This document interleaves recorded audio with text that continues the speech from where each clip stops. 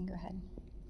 So I came here tonight because about a month ago I realized that Mo Green was running for superintendent of the public instructions in North Carolina, and I feel like if Mo Green is elected to this office, he is the biggest risk for the school children in the state of North Carolina if elected.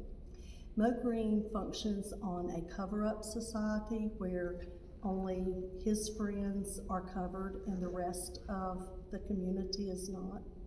If you're in the 1% of his friends, then you vote for him. If you're in the 99% of people who are not on his friends list, then your child is at risk in the public school if he is over that public school.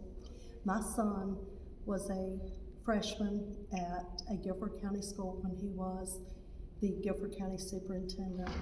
My son was attacked and he was beaten horrifically. The word the doctor used concerning the bones in his face was crushed. He required, I think it was 6 or more hours of surgery to put his face back together. It broke permanent teeth, which he will have to deal with for his entire life. And it was traumatic, to say the least. The school system covered all this up. I was told that there was a friendship, and that's the reason.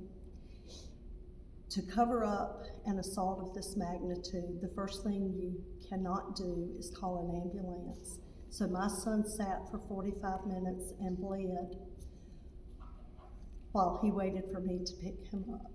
I did not realize that the injury was as severe as it was. On the way to the hospital, he spit up egg-sized blood clots that filled an entire cup in my car. I was terrified.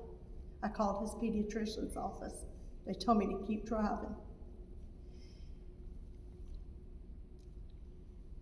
For an incident of this magnitude, the kid was suspended 3 days. 3 days. If any of you have ever had a child that has gotten in a slight tussle and they were suspended 3 days, that is the amount of suspension that this kid received for a felony assault that crushed another kid's face. The second thing you do to cover up an assault of this magnitude is you do not file an incident report. The incident reports are mandated, they're legally required, and there was never an incident report filed. I could never understand why no one would help me, and it's because they kept saying the liability. The liability of saying that this happened was because there had never been an incident report to back up what I was saying.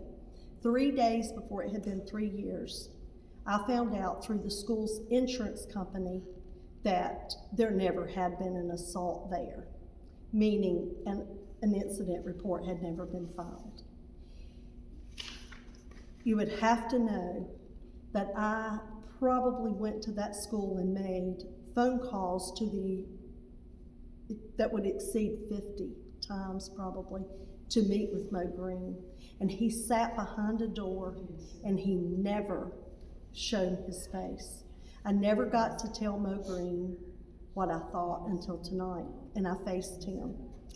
And I am very grateful for that opportunity, because for 14 years, I wanted to tell him how he failed my child. And again, I want to say, this was a friendship type cover-up. So unless you are friends with Mo Green personally, your child's at risk if this man's elected into this office. He is the biggest risk for every school-age child in the state of North Carolina if he is elected.